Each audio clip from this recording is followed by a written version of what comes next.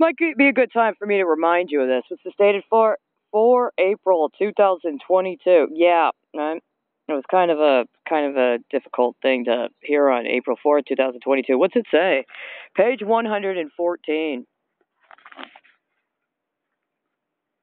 In 1837, the murder of a handsome young white abolitionist in Alton, Illinois, by radical anti-abolitionists brought much sympathy.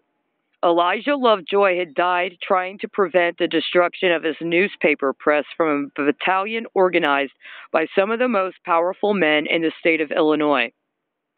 Elijah Lovejoy had recently left his home in St. Louis, Missouri, horrified by the murder of free African American men there.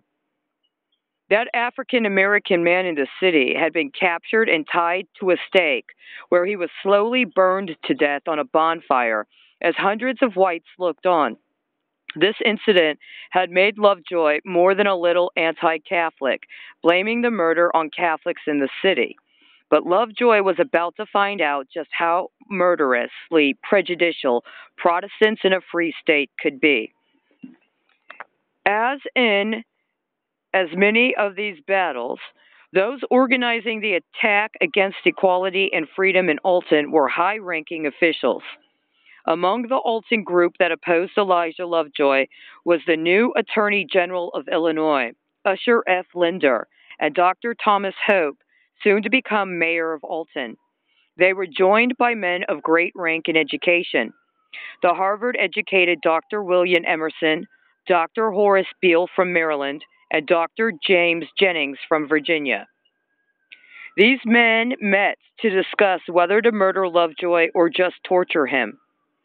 In the end, they decided to destroy Lovejoy's press, then capture him, strip him naked, pour hot tar over his body, and force him to straddle a thin, splintered log as they carried him out of town. This, they all agreed, would be the most humane option. But in the end, you know that song? You like that song? I love that song. It's one of my favorite Anthrax songs, all right? In the end, right? Big difference. Big difference, huh? This is a book by Annalisa Cox, The Bone and Sinew of the Land, America's Forgotten Black Pioneers in the Struggle for Equality. Now, here's the thing about this book. This book is specifically about forgotten black pioneers, but it tells the story of Elijah Lovejoy, right? Elijah Lovejoy and how he was conspired against by the Illinois Attorney General and the mayor of Alton, Illinois, including in concert with what is identified by name as 3 doctors. Really? You don't say. Let me ask you a question. In Chicago, Illinois, in 2006 through 2010, specifically New Year's Eve of 2010, how many people knew this story already?